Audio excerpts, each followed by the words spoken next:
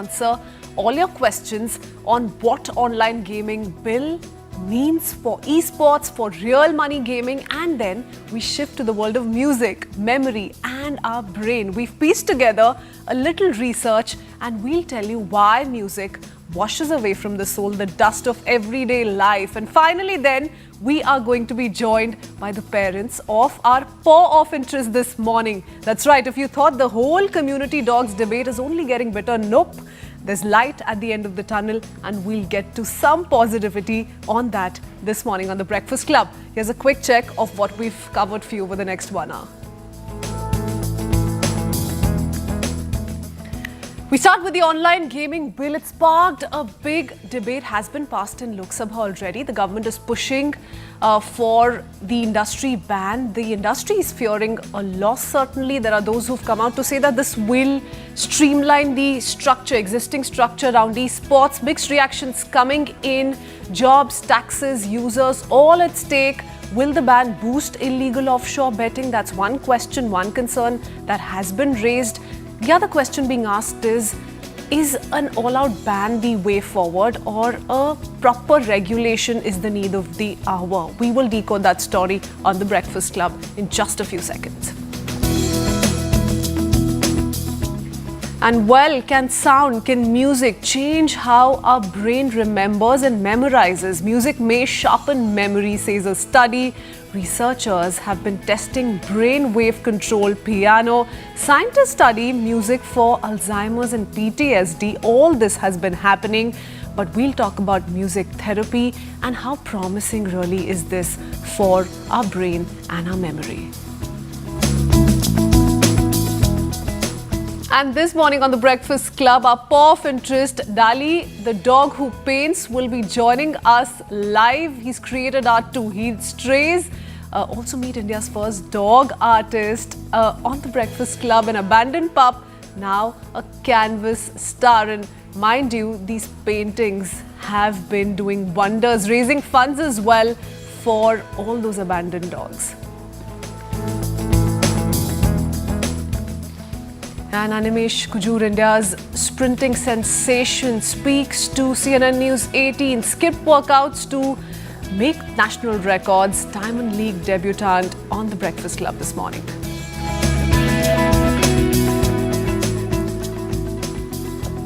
Okay, first things first, India's online gaming industry has grown into one of the country's biggest digital sectors, employing over 2 lakh people, attracting thousands of crores in foreign investment and contributing significant tax revenue. Now, a new bill in the parliament seeks to ban all pay-to-play online games, whether games of skill or games of chance. Now, the government argues this step is necessary to protect young users from addiction, debt, and mental health risks. But the move has set off alarm in the industry. Companies warn that a blanket ban could wipe out jobs, push users to illegal offshore betting sites, and cost the exchequer thousands of crores in lost taxes. At stake is more than just a booming sector. It's a test of whether India chooses prohibition or regulation with safeguards and how that choice will shape the future of digital entertainment and the economy. Joining us this morning is Pooja Tidke, lawyer and managing partner at Parinam Law Associates. A very good morning, Pooja. Hope you're doing well. Thank you for taking out the time and being with us this morning. We start this morning with a very important discussion. All through yesterday, we saw, a very politically charged conversation around this theme. But let's really dissect facts from fiction here. Let's talk about this bill and what it brings to the table. What does it mean for the gaming industry, online gaming industry going forward? Because many experts have very carefully said that this is really not going to hamper esports. In fact, it's going to encourage esports. It's going to streamline esports in a more structured manner.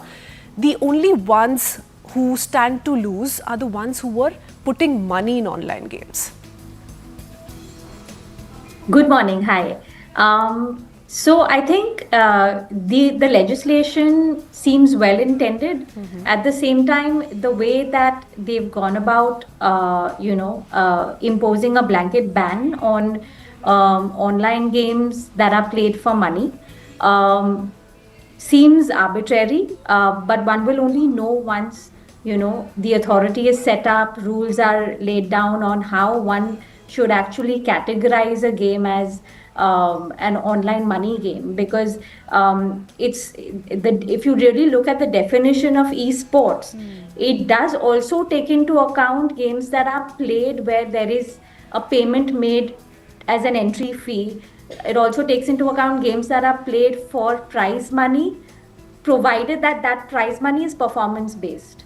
So essentially, the thrust of the legislation is on games, permitting games, even if they are played where there is money involved, but they have to be games that do not involve a wager, they don't involve a bet, they don't involve any stakes. So that is the thrust of the legislation, and that's what they're seeking to ban. What's your assessment, Pooja, really? Do you think a proper, stricter regulation was the first step forward and we've really jumped the gun by imposing or wanting to impose an all-out ban? Is that the thought? Is that the feeling there? I think that's definitely the feeling in the industry. There's definitely a lot of fear psychosis going around. One can only tell really once the rules are published. We know a little more about what the parameters that the authorities are going to use to now judge and evaluate whether these games should be permissible games or non-permissible games. But I think they could have taken a softer line. While there are, of course, menaces of addiction, financial ruin, which are really real issues that are being faced in many states across the country. At the same time, I think it's too harsh a legislation to just sort of ban it altogether. I think we'll need to wait and see. It's too early to tell how harsh it really is. Okay. Have you on your part, before we get to the legality of this and what this means for those caught still indulging in online games involving betting or any sort of money at stake, have you, Pooja, at your end done a little bit of research on what this could mean for the industry in terms of loss of jobs, in terms of what happens next? What's really at stake overall economy-wise for us? Well, I think it's definitely one of the fastest growing industries in the country. That said, there is also a pretty large market for games that are not played for money. It will definitely lead to loss not only in the industry but also for the exchequer. Obviously there are revenues that the country earned via GST and other taxes. So there will be a fair amount of monetary loss. At the same time, I think it's important to draw a balance, and I'm hoping that the government will see that and strike that balance in really assessing. I think the problem really lies in, the industry is mixed with all kinds of players. You have games that are legitimate games that do not sort of encourage players to, that don't encourage addiction. At the same time, you have other games that are not really, healthy sort of games to play. So it's all about striking a balance. Every game will need to be evaluated on the basis of its own algorithm, its own set of rules, the way that it's sort of packaged together for the player. And then hopefully I think there will be some sort of balance that is struck. There's also a huge fear in the industry, and of course these are those who are still criticizing the move, who are still hoping for change here. They're still hoping for an easier way out instead of an all-out ban. They're saying that this is going to in fact ensure more illegal activities. Users are going to be forced to go to offshore servers, perhaps in other countries like China, and there's national interest at cost here. How big of a concern that could be? I think history has shown us that, banning something doesn't make it go away. We've seen it, repeatedly play out in India. There is, of course, I would say instead of banning online gaming altogether, regulate it better so that you're able to check the harms that it causes to society. At the same time, allow the industry to grow. And I think that, banning it is going to increase the number of people actually looking to now connect themselves to offshore gaming platforms and then continue to play. So I don't know how, I don't think it's really going to solve the real issue that the government is trying to. Pooja, in any way, was the real money gaming hampering the prospects of esports? Because one thing that those advocating for this have come out to say is that this is going to streamline esports. It's already marked a debut in the Khelo India Youth Games 2025. We're looking at taking this to the Olympic level. If that were to be believed, do you think that's true?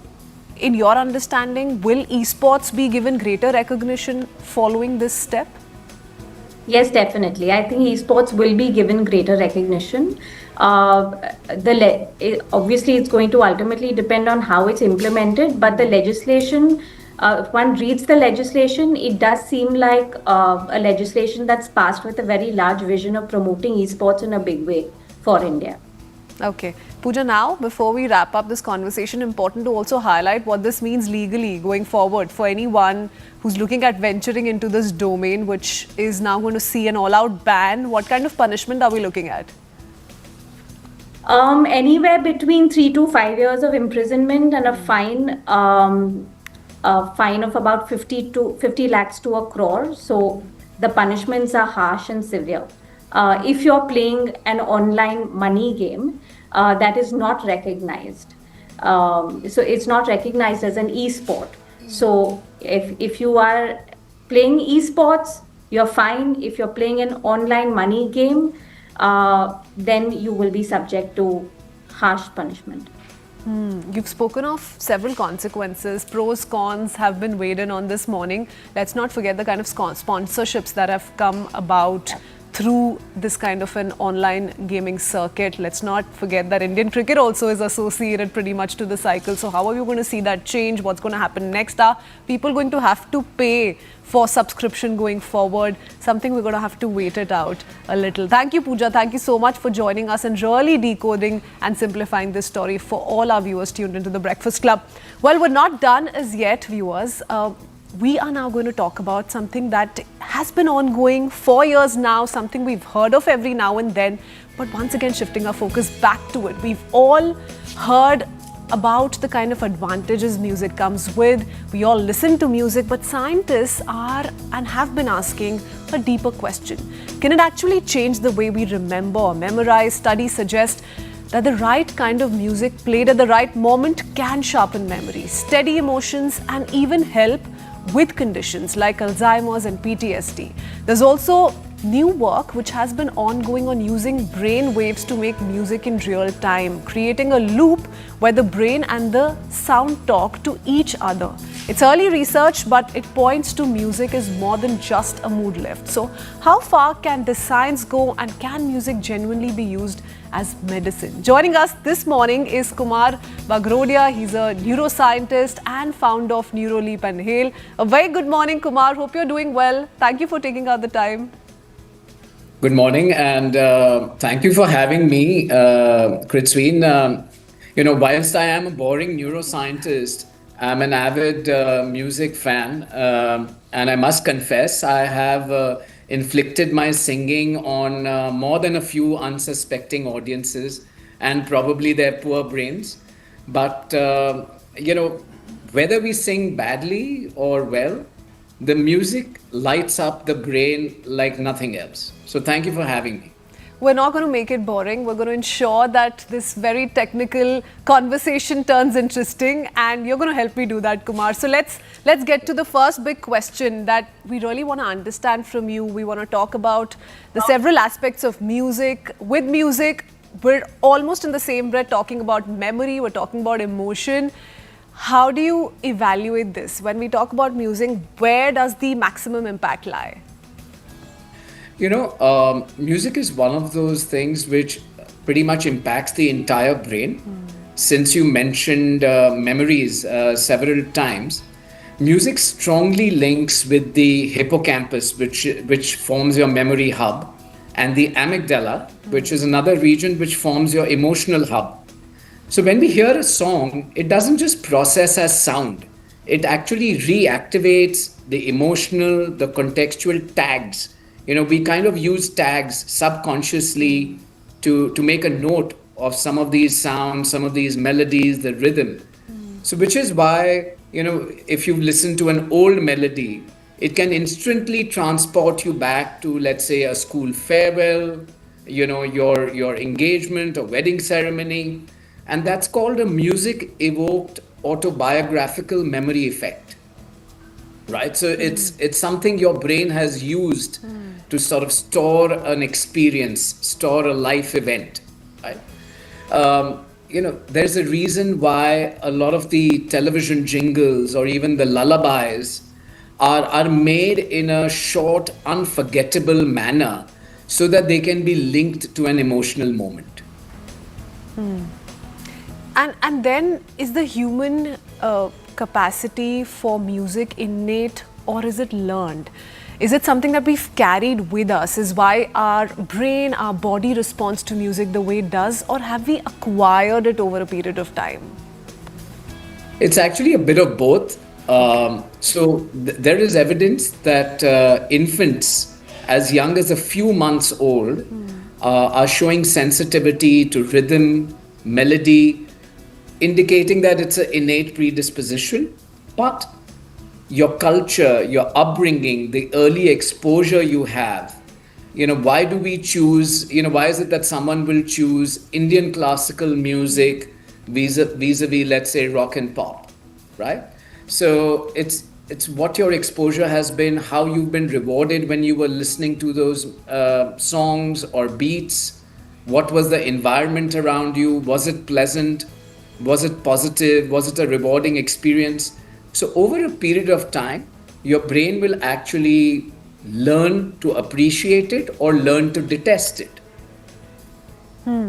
So, correct me if I'm wrong, and I want to cite a personal example here. For instance, when I was really young, my mum would listen to all these Hindi classical songs, the Muhammad Rafis, the Lata Mangeshkars, and even if I had not heard of them, I do remember them by heart. Even though I've not gone back to that kind of music, and I have, honest confession, I have. Some of them are on my playlist as we speak, but there are those I've never heard of, and yet the moment I hear them, I almost remember them verbatim. How does that happen? Yes, you hit the nail on the head. It is about the memories that you have that were sort of ingrained in those networks, right? So, for example, the relationship between the musical memory is that the musical memory overlaps with your episodic memory, which is recalling an event. And in this case, it was a series of events, which was you spending time with your mom, right? And then there's a semantic memory, which is your lyrics. It's the knowledge of the subject in that song. So music actually helps overlap both of this. And, importantly, the musical memory survives longer than other forms of memory, which is why Alzheimer's patients might forget family names, but they still sometimes recall very old songs, which they've heard in a similar environment, just as you described. Okay, but how can music be a therapeutic tool then for conditions like Alzheimer's, for those who are suffering or feeling anxious? How can it be used as a tool that can ease their condition, their way of life? Great question. Again, a lot of evidence here. And I must say that neuroscience is now rediscovering what perhaps Vedic wisdom knew all along. India has had a rich cultural heritage of using kirtan, bhajan, mantras on a regular basis, a lot of chanting. And all of these have a tremendous impact on your brain. Let me break down, some of the science around why music is actually a great tool for, let's say, anxiety or depression and pain. So first of all, music engages a network in the brain called the default mode network, which is largely linked to self-reflection. The second network it simultaneously works on is the salience network, which commands your brain to pay attention. And the third major network it focuses on is all your limbic circuits, which is again your emotional sort of networks. So together, all of these create a shift in your mood and body states. So for example, you can use music therapy to reduce anxiety in even patients who have advanced stages of Alzheimer's or Parkinson's or even severe generalized anxiety disorder, or who are going through trauma and grief. And there's evidence to that. The second part is using music to divert your attention from pain. And again, it has been studied that if you're listening to your favorite songs or of a certain rhythm or melody or certain lyrics, you don't feel pain as much. And I don't mean just emotional pain, but actual physical pain. I don't need to tell you about how music can improve your mood, right? So when somebody needs a pick-me-up, instead of reaching out for an external stimulant, which could be smoking or alcohol or vaping, if you listen to your favorite song or your playlist and you tap along, sing along, you will feel better because it stabilizes the connectivity within these brain networks. It is a unifying force for your entire brain. It's so intriguing, Kumar, isn't it? I mean, how music, nobody decided for us whether a music will make us feel happy, a certain music will make us feel happy, sad, emotional, but we do end up falling into that trap. How does that happen? How it works with our brain, with our emotions is something that I think we need more time to sort of decode. But that was so great when you said that Kirtan Bhajans, for instance, were part of our culture tradition for a reason. How rhythm is something that we inculcate to possibly learn tables, to go about so many things in our everyday. So that's splendid. But Kumar, I also want to get to the science. There are those who are now trying to research on whether or not we can come up with a certain music that can ease people's anxious conditions, depressive conditions. Where are we at when it comes to these kind of researches and the implementation of the same? Great question. A lot of the research has already found its way to our day-to-day life. So for example, when you're going to the gym and let's say if the gym is playing a really slow melody where the rhythm is also really slow, you're not going to be able to easily do a fast run on the treadmill that time, right? So there is enough evidence, and day-to-day life, you go to a high street shop. If it's a luxury shop, the music is different. If it's one of the younger brands meant for youngsters, their music tempo and rhythm is different, and I'll tell you why. So for example, the features of music like the tempo, the pitch, the harmony, the rhythm, they will engage very distinct neural circuits in the brain. So just a couple of examples. So if you take a very fast tempo and a pitch which is rising, it actually activates your motor and your arousal networks, which means it gets you more excited. If you look at a minor key combined with a slow tempo, it will engage your limbic and paralimbic networks, which will lead you to more sadness, more melancholy, sort of self-reflection, right? So the subconscious patterns really matter. If your brain has learned to associate a rag with devotion or associate music with a lullaby that is soothing and comforting, that emotion will always surface. So part of all of this is memory, how your mind, how your brain associates with a certain tune. And the other part is, of course, how our brain is inherently meant to receive a certain signals or a certain sound patterns or notes in a certain way. Very interesting. Thank you so much, Kumar, for joining us this morning and talking to us about how music can change our lives in ways more than one. We will hopefully reconnect and take this conversation forward. Heading into a very quick break with that. Coming up next, we will speak to the parents of Dali. She is the dog who paints, creates art to heal stray dogs. We'll talk about that story and all those lovely visuals coming up in just a bit.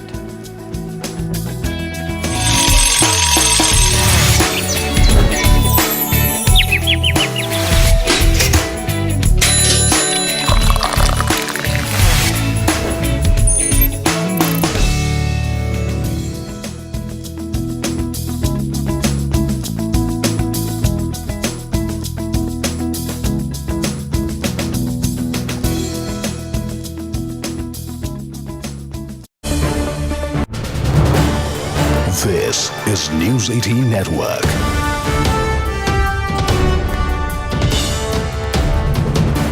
India's largest news network.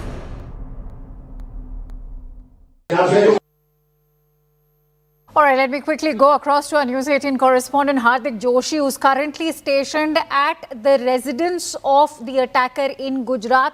Hardik ji, कृपया करके अपना camera जरा pan करिए और हमें दिखाइए ये कहाँ रहते हैं. इनका नाम है राजेश भाई, किमजी भाई, सकारिया. इनके डिटेल्स जरा हमें बताइए, कौन है ये व्यक्ति? ચોક્કસ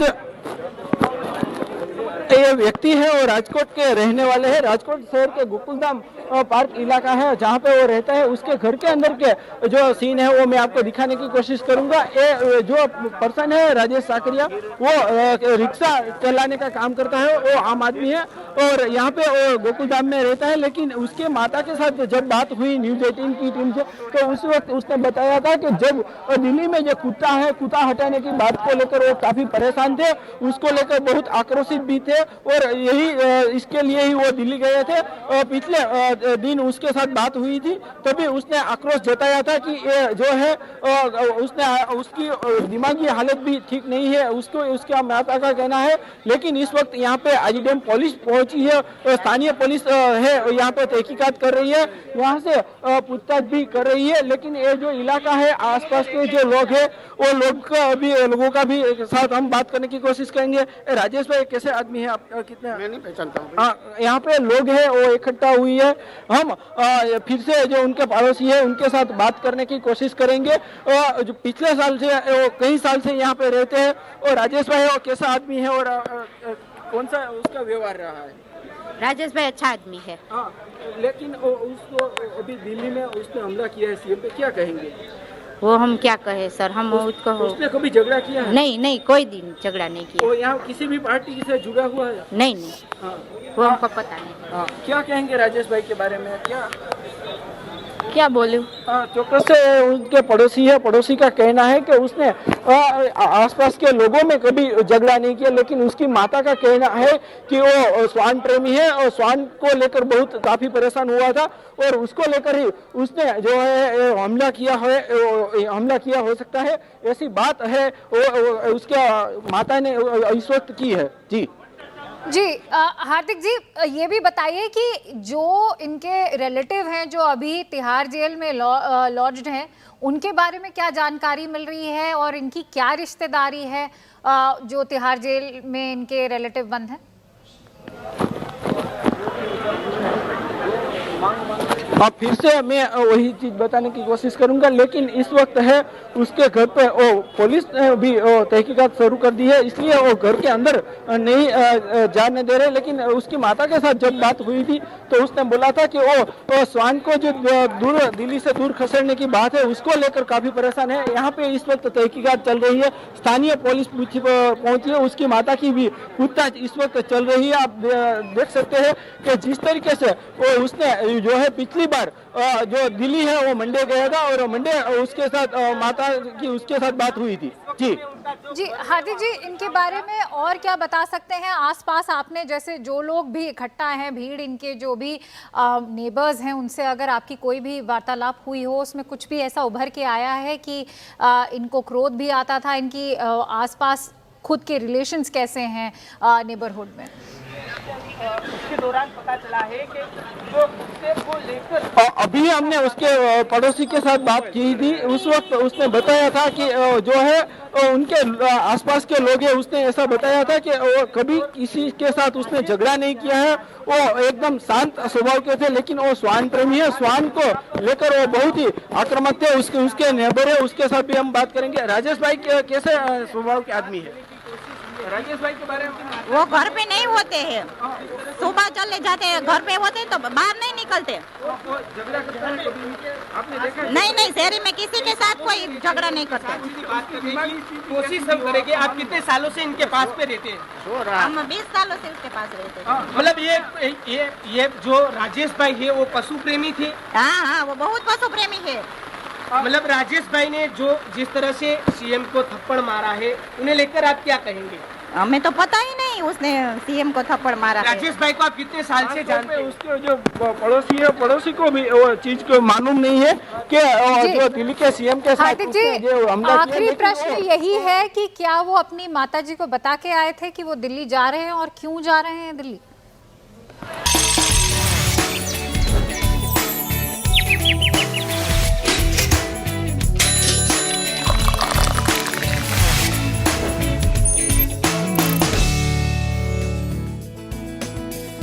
Okay, welcome back. We return with our paw of interest. Is the person of interest this morning. Sometimes the most inspiring stories don't come from people at all. So this morning on the Breakfast Club, in our very first edition of Paws of Interest, we bring to you the story of Dali, her art, and the people who believed in her throughout. Dali, once a 45-day-old puppy abandoned on the streets of Hyderabad, today known as India's first dog artist, rescued and adopted by two artists themselves, Hoy Chaudhary and Snehangshu Devnath. Dali picked up a brush and began painting instinctively. Since then, her artwork has travelled across India and the world, raising funds to treat injured strays and touching hearts everywhere. So let's quickly go across to Dali's parents. Literally having, given their art to Dali. This morning with us is Hoy and Snehangshu. Thank you so much. You all look lovely. Has that been painted by Dali by any chance? Oh, yeah. Exactly. It is. Okay, my guess was right. Lovely. Tell us a little bit about this and then we'll get to her story. Yeah. So, this one you're asking about? Yeah? Oh, yeah. This has been painted by, by the way, this painting is called Waves. And she painted this in Goa on the beach. And one of her fan on Instagram actually named it Waves. And we just simply loved this painting. We printed it on her t-shirts. Wow. Yeah, this was her 24th painting. Yeah. How many paintings have we had from Dali so far? 41. 41. Oh my God. And I mean, if you're comfortable answering, how much amount have you raised through these paintings by selling these paintings to help injured stray dogs, community dogs? Yeah, so actually we came up with this idea. We have been rescuers ourselves since a long time. We work with a group, independent group of rescuers in Hyderabad. So last year end we came up with an idea that we will select 12 of Dali's painting and we'll create a calendar. So the 2025 calendar by Dali, and we sold that this year, beginning of this year, and we raised 35,000 back then. And since then also we have raised some money for the rescues through Dali's art, and it's an ongoing process. It's lovely. It's such a great work that you all are doing, but you know what? Your frame is quite incomplete without Dali. Can we take a quick look at her if she's around? We really want to see the first Indian dog artist. Oh my God, so cute. Say hi, Dali. Say hi. I wish we could see her use some brushes. I mean, the way we've seen all of those visuals, it's so lovely. Can you tell us a little bit about her journey? And we don't mind Dali in the frame. She's very comfortable of what I make. Tell us a little bit about her painting journey, her journey as an artist, and how did it all begin? How did you all think? Look at her. She's literally, she's at ease. She's loving this. How did it all begin? Hoy, Snehangshu, tell us more. Yeah. So before coming to the painting journey, I must tell you that she is very curious girl, very hyperactive and high energy. So back in the time when she was just a little tiny pup, and I used to paint in my studio, and she used to come and snatch my brush or do whatever she would like to do, and just to distract me from what I'm doing. So she basically wants to participate in everything what we do.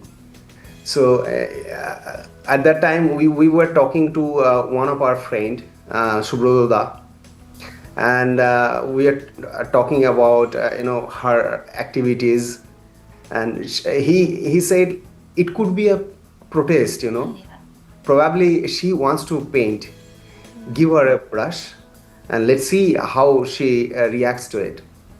And it's a big idea, right? We don't see this much in here, right?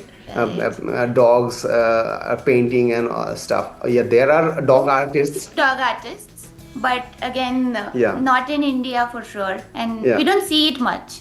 So yeah, Okay. Yeah, so How awestruck have people been? Because I am here smiling, grinning. I really don't want to put out any questions. I want to just simply keep looking at all of these lovely paintings that Dali's, shared with the world. Tell us a little bit about people's reactions when they come across something like this, and when you tell them that this is actually painted by your own dog. I think most of them have been awestruck. Like Yeah. most of them were like, "Wow!" Is this AI generated? A lot of people do ask that, is it AI generated? They have asked before as well, now also. But then again, I think it's kind of evident right now. People now understand how we started the journey and how she's like completely passionate about painting. We don't put any pressure. If we give her a brush, if she wants to paint, she does that. yeah, she is very passionate about her painting. Some of these paintings have traveled across India, as in they've moved past Indian boundaries, they've moved to other nations. Tell us a little bit about that. Did people reach out to you? Were there artists who reached out to you? How did it all begin? How did her work start crossing state boundaries and then country boundaries? Yeah, a few of Dali's paintings have traveled across India to Europe, to US, and most of them have are dog lovers and collectors, right? And a few people in India has also shown interest and have also purchased her paintings. The calendar that we are talking about, that has been like everywhere in the world, even in Asia, like Singapore, China, of course, US, Canada, Thailand, Indonesia, yeah. yeah. Hoy and Snehangshu were talking at a time, there's been so much bitter memory associated to community dogs, stray dogs. We've seen and heard of some unfortunate incidents of dog bites as well.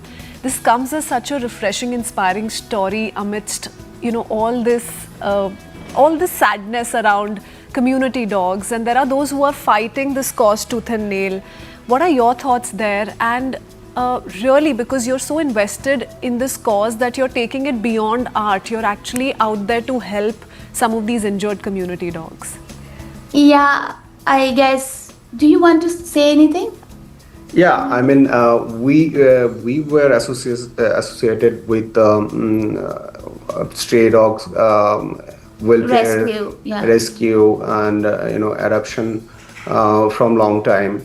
So, and Dali's painting helped us to spread our words. We basically want to inspire people for more adoptions, dog adoption, and for their treatment, Rescues and medical treatment health. of basically we always talk about adoption, and we always spread the word that choose compassion, teach your kids compassion, because that's how empathy is built within.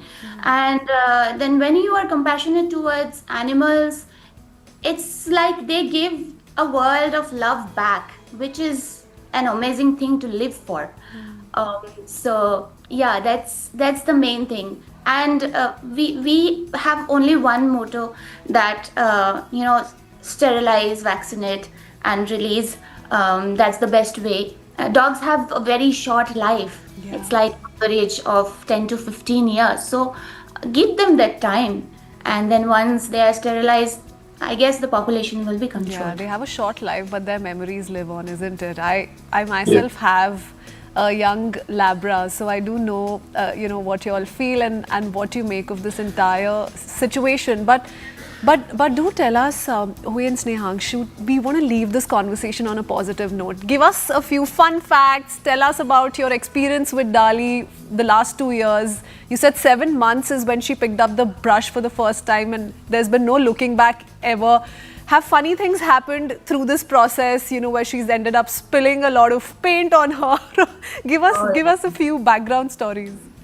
Oh yeah, that keeps happening. Yeah. Yeah, she And drops as the you answer, we don't mind taking a look at Dali, because last few seconds perhaps on the show. We, by the way, have another rescued indie with us. Everyone is snoozing today. All Oh right. my God, look at that, wow. This is Miro. He was also rescued when he was just about 35 days old. And since then, he is with us. And Dali is completely drowsy. I don't know. It's too early in the morning still. Yes. They love their sleep, don't they? Yeah. So, but I guess if you give her a brush, she would be ready anytime. But have those things happened? Spilling paint on herself, really a messy drawing room or the art studio, and you've had the whole day cleaning up. We have a carpet dedicated to art. There are thousands of paw prints and colors, multicolored, mattress. We are thinking of putting that as a display. Sure, I mean, I'd love to take a look at all that. I'm sure there are a lot of paintings also in your living room full of Dali's artwork. Thank you so much, Hoy, Snehangshu. This was lovely. Bye-bye to Dali, and hope to reconnect with her soon. These inspiring stories most certainly are something that we all need, amidst all this tension around community dogs, what happens to them next, so on and so forth. Bye-bye. Thank you for joining us this morning. Thank you so Thank much. you so Thank much you for inviting for inviting me. Bye.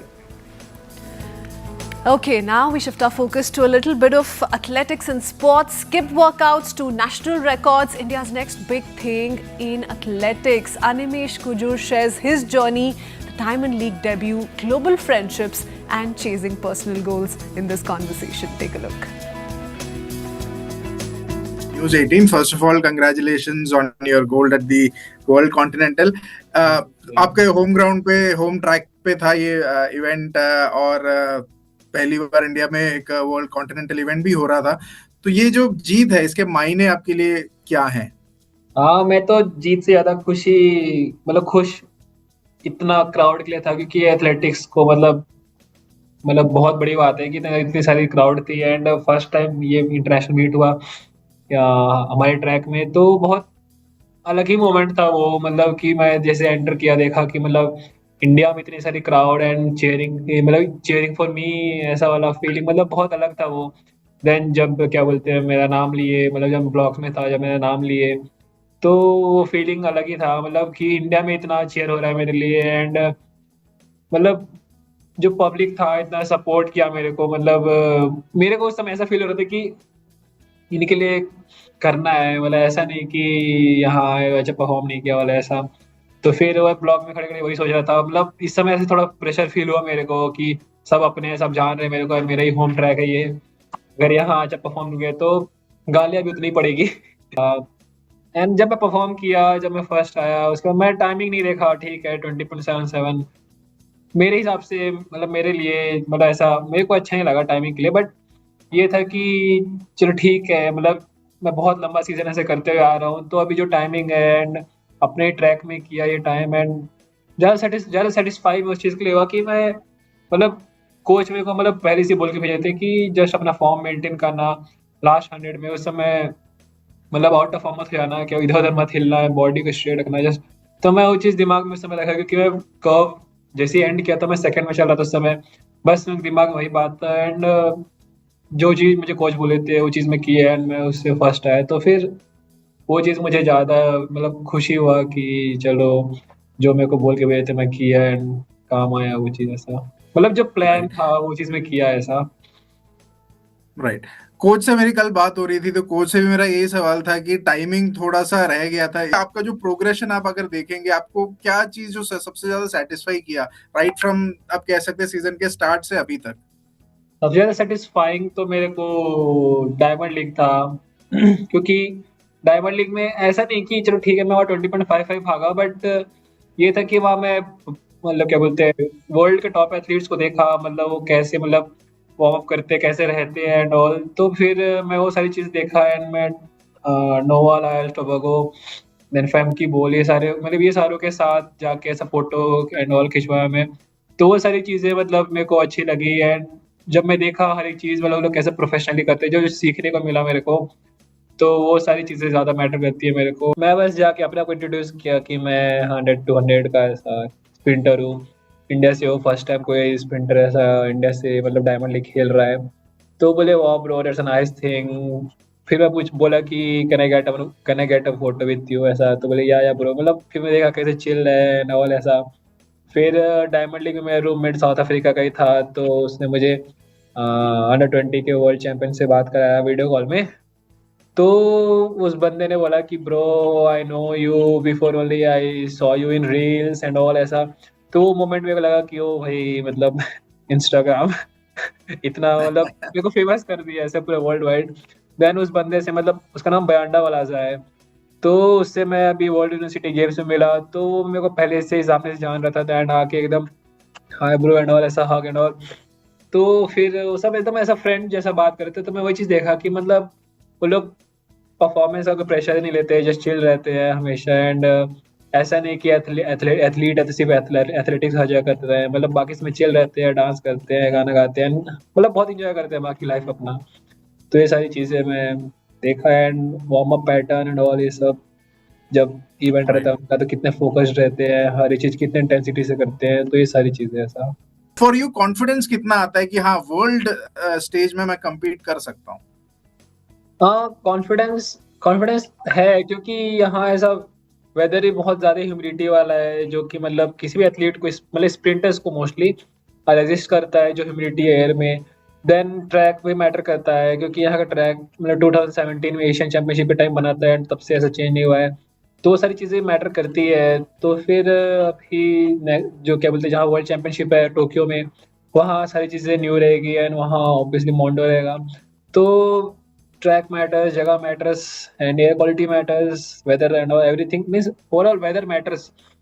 तो फिर इसीलिए मैं जब भी ऐसे compete करता हूँ बाहर ही हमेशा, जैसे लास्ट ईयर भी मैं बाहर मतलब यूरोप में ज़्यादा अच्छा कम्पीट किया with compare to India. Then अभी भी ऐसा इस साल भी यूरोप में ही एशिया में मतलब इंटरनेशनली 20.32 किया है, नेशनल का रिकॉर्ड भी 100 का रिकॉर्ड भी 10-18 में ग्रीस में ही किया। This is the new Range Rover Sport. It's assembled in India. And let's get one thing out of the way. That Sport moniker, it's not in the same brigade as the RSQ8 or the Porsche Cayenne. No, this is Range Rover's way of telling you that this is the sportier twin of the full-fat Range Rover. This is more compact, a bit more aggressive, but not as aggressive as the Germans that I just mentioned.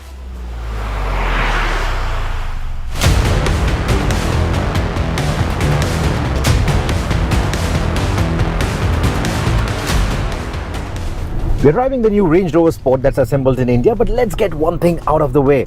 The Sport moniker, don't let that fool you. It doesn't belong to the same brigade from Germany like the RSQ8 or the Porsche Cayenne. Not really. Think of this as a more athletic variation of the full-fat Range Rover. It's still posh. It still goes around bends with a lot more panache than a full-fat Range Rover, but it's still not got the same kind of sharpness, the same kind of attacking nature as the Germans that I mentioned. But at the same time, it still has plenty of luxury so that your sense of entitlement is safeguarded.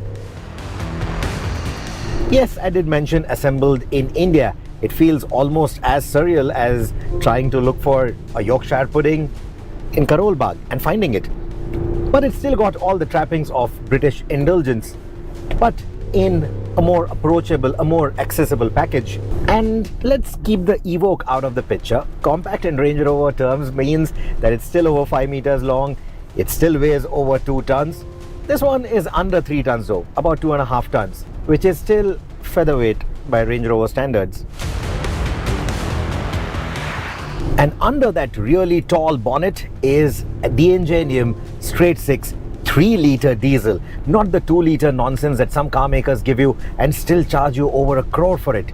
No, this is proper 3-litre madness. It's got 350 PS of power, and because it's a turbo diesel, 700 Newton meters of torque. 700. I mean, I get it. You're still raising eyebrows. It's over 2.5 tons. I just said that. So it needs all that power, it needs all that torque to move it. I agree. But contrary to what you would expect, it doesn't move as slowly as a government file on a Friday evening. It does have the go. Land Rover claims 5.8 seconds 0 to 100. Our test, even in these wet conditions, 6.5 seconds with all the tires squealing. So yes, there is drama, there is a lot of pace, and you will love it. The straight 6 layout here pays dividends. Silky refinement, effortless grunt, and a quiet murmur at cruising speeds that makes petrol heads reconsider their love for petrol.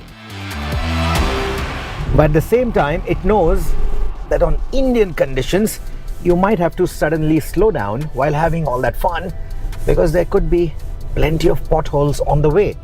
Which is why you do get air suspension, which even in its dynamic setting still offers a very pliant ride. So even if you were to suddenly come to a halt like I did while having fun, there's still enough give in the suspension to protect your spinal cord. Because by the time you can afford one in India, you usually have all kinds of back problems. What that also translates into, however, is that around the bends, like I mentioned, it does make its weight feel evident.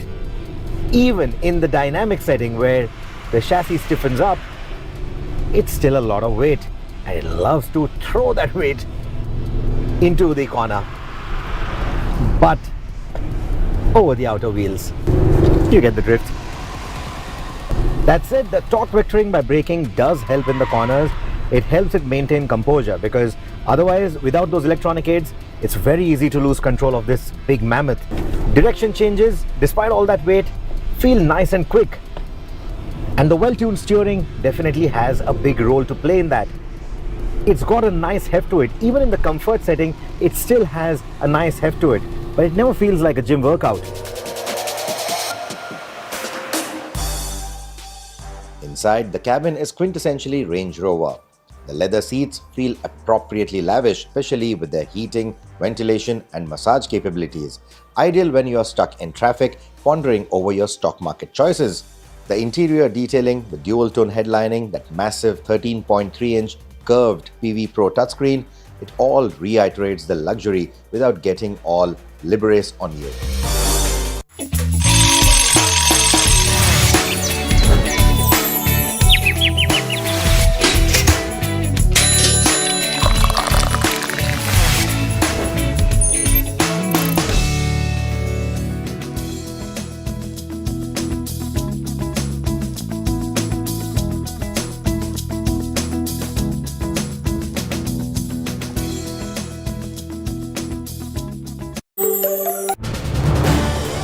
This is News 18 Network.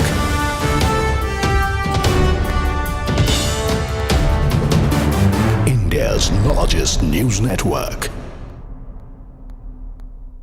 All right, let me quickly go across to our News 18 correspondent Hardik Joshi, who's currently stationed at the residence of the attacker in Gujarat. Hardik ji, कृपया करके अपना camera जरा pan करिए और हमें दिखाइए ये कहाँ रहते हैं. इनका नाम है राजेश भाई, किमजी भाई सकारिया. इनके डिटेल्स जरा हमें बताइए, कौन है ये व्यक्ति? चौकस ये व्यक्ति है और राजकोट के रहने वाले हैं। राजकोट शहर के गोकुलधाम पार्क इलाका है जहाँ पे वो रहता है, उसके घर के अंदर के जो सीन है वो मैं आपको दिखाने की कोशिश करूंगा। ये जो पर्सन है राजेश साकरिया, वो रिक्शा चलाने का काम करता है, वो आम आदमी है और यहाँ पे वो गोकुलधाम में रहता है। लेकिन उसके माता के साथ जब बात हुई न्यूज 18 की टीम से, तो उस वक्त उसने बताया था कि जब दिल्ली में जो कुत्ता है, कुत्ता हटाने की बात को लेकर वो काफी परेशान थे, उसको लेकर बहुत आक्रोशित भी थे और यही इसके लिए ही वो दिल्ली गए थे। पिछले दिन उसके साथ बात हुई थी, तभी उसने आक्रोश जताया था कि ये जो है उसकी दिमागी हालत भी ठीक नहीं है, उसको उसके माता का कहना है। लेकिन इस वक्त यहाँ पे आईडीएम पुलिस पहुंची है, स्थानीय पुलिस है यहाँ पे तहकीकात कर रही है, यहाँ से पूछताछ भी कर रही है। लेकिन ये जो इलाका है, आसपास के जो लोग हैं, वो लोगों का भी साथ हम बात करने की कोशिश करेंगे। राजेश भाई कैसे आदमी है आप? कितने मैं नहीं पहचानता हूँ। यहाँ पे लोग हैं वो इकट्ठा हुई है, हम फिर से जो उनके पड़ोसी है उनके साथ बात करने की कोशिश करेंगे। जो पिछले साल से वो कई साल से यहाँ पे रहते हैं। और राजेश भाई वो कैसा आदमी है और कौन सा उसका व्यवहार रहा है? राजेश भाई अच्छा आदमी है। हाँ, लेकिन उसको अभी दिल्ली में उसने हमला किया है सीएम पे, क्या कहेंगे? वो हम क्या कहे सर, हम उसको उसने कभी झगड़ा किया है? नहीं, कोई दिन झगड़ा नहीं किया। वो यहाँ किसी भी पार्टी से जुड़ा हुआ है? नहीं। हाँ, वो हमको पता नहीं। हाँ, क्या कहेंगे राजेश भाई के बारे में? क्या बोलूं? चौकस से उनके पड़ोसी है, पड़ोसी का कहना है कि उसने आसपास के लोगों में कभी झगड़ा नहीं किया। लेकिन उसकी माता का कहना है कि वो स्वान प्रेमी है और स्वान को लेकर बहुत काफी परेशान हुआ था और उसको लेकर ही उसने जो है हमला किया हो सकता है, ऐसी बात है वो उसके माता ने इस वक्त की है। जी हार्दिक जी, ये भी बताइए कि जो इनके रिलेटिव हैं जो अभी तिहाड़ जेल में लॉज्ड हैं, उनके बारे में क्या जानकारी मिल रही है और इनकी क्या रिश्तेदारी है जो तिहाड़ जेल में इनके रिलेटिव बंद हैं? अब फिर से मैं वही चीज बताने की कोशिश करूंगा। लेकिन इस वक्त है उसके घर पे पुलिस ने भी तहकीकात शुरू कर दी है, इसलिए वो घर के अंदर नहीं जाने दे रहे। लेकिन उसकी माता के साथ जब बात हुई थी तो उसने बोला था कि वो स्वान को जो दिल्ली से दूर खसेड़ने की बात है उसको लेकर काफी परेशान है। यहाँ पे इस वक्त तहकीकात चल रही है, स्थानीय पुलिस पहुंची है, उसकी माता की भी पूछताछ इस वक्त चल रही है। आप देख सकते हैं कि जिस तरीके से उसने जो है पिछली बार जो दिल्ली है वो मंडे गया था और मंडे उसके साथ माता की उसके साथ बात हुई थी। जी हार्दिक जी, इनके बारे में और क्या बता सकते हैं? आसपास आपने जैसे जो लोग भी इकट्ठा हैं, भीड़ इनके जो भी नेबर्स हैं, उनसे अगर आपकी कोई भी वार्तालाप हुई हो, उसमें कुछ भी ऐसा उभर के आया है कि इनको क्रोध भी आता था? इनकी आसपास खुद के रिलेशंस कैसे हैं नेबरहुड में? इसके दौरान पता चला है कि जो कुत्ते को लेकर अभी हमने उसके पड़ोसी के साथ बात की थी, उस वक्त उसने बताया था कि जो है उनके आसपास के लोग हैं, उसने ऐसा बताया था कि वो कभी किसी के साथ उसने झगड़ा नहीं किया है, वो एकदम शांत स्वभाव के थे। लेकिन वो स्वान प्रेमी है, स्वान को लेकर वो बहुत ही आक्रामक थे। उसके नेबर है, उसके साथ भी हम बात करेंगे। राजेश भाई कैसे स्वभाव के आदमी है? राजेश भाई के बारे में वो घर पे नहीं होते हैं, सुबह चले जाते।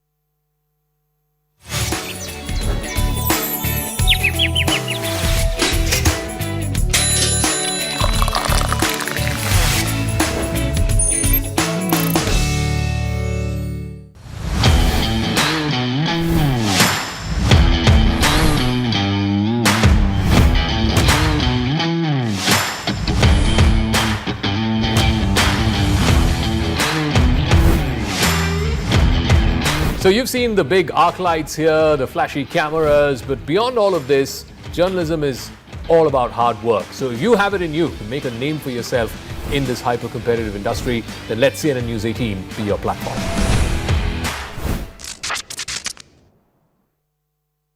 Brought to you by This is News